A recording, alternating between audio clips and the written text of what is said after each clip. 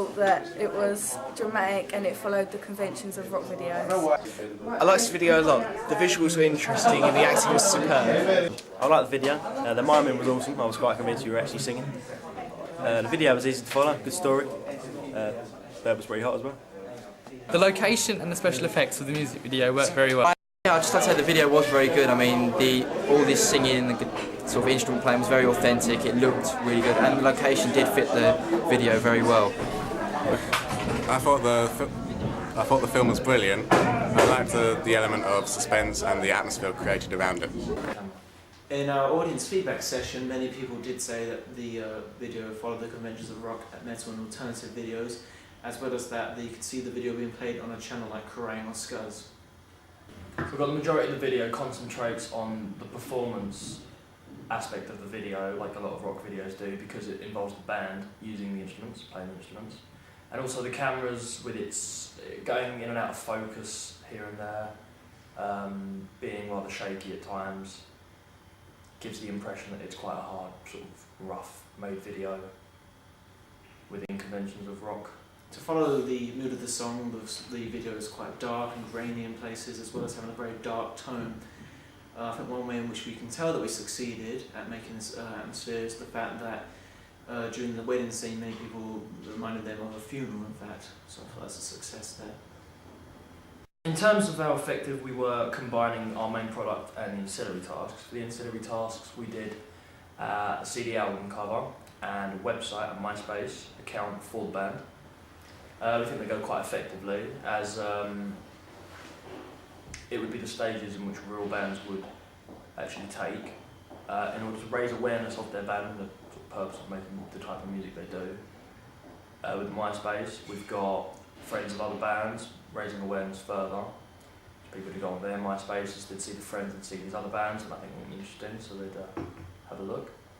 With the CD cover, it shows more of a personality to the band rather than just the video. Because one area of very positive feedback was the effectiveness of the miming of the band.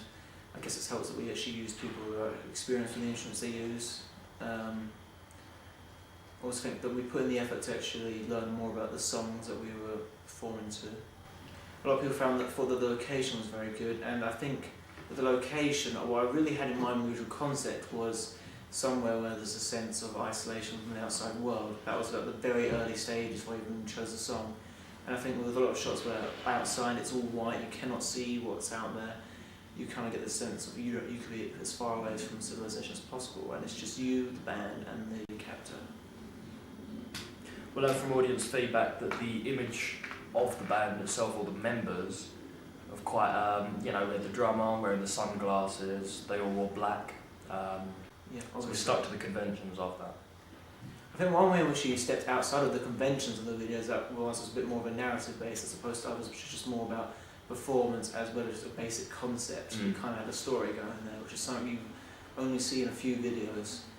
I think with the videos I based it on the most, which were like Metallica's one video, Strapping on Mad Love, though I can see that I managed to get the elements of those videos into this one with the focus of the band playing, but not just them, but actually the instruments themselves, a lot of focus shots, like close-up of the instrument.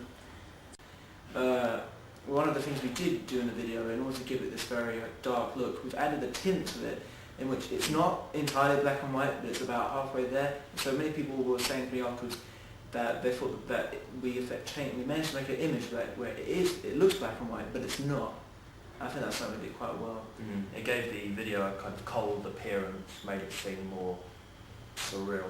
Yeah, because the setting was quite a dark, cold place, and I thought we could actually make that more obvious, and also up the contrast between the light outside as well as the darkness of the building inside itself.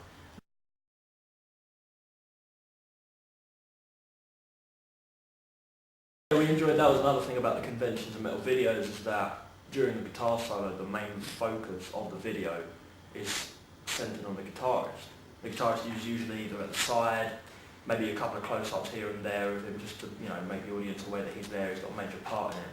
As soon as the solo kicks in, the main focus is between him and the storyline. In terms of what I've learned from the experience, it's always good to make sure that you have more than enough to work with And in this occasion, I was afraid we wouldn't have enough films, but we actually in the end had more than enough. I guess possibly because I created a storyboard which allowed us, that didn't just cut to the end of the song when it go over it. I think we had enough footage to use. And also, with the secondary film I learned it's good to make sure that you have everyone busy and no one's like distracted and stuff.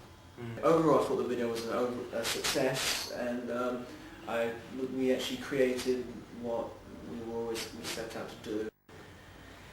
I think the very early ideas I had definitely came through, as well as what Alex wanted. I thought we combined them together to have a video that suits the genre of and the band.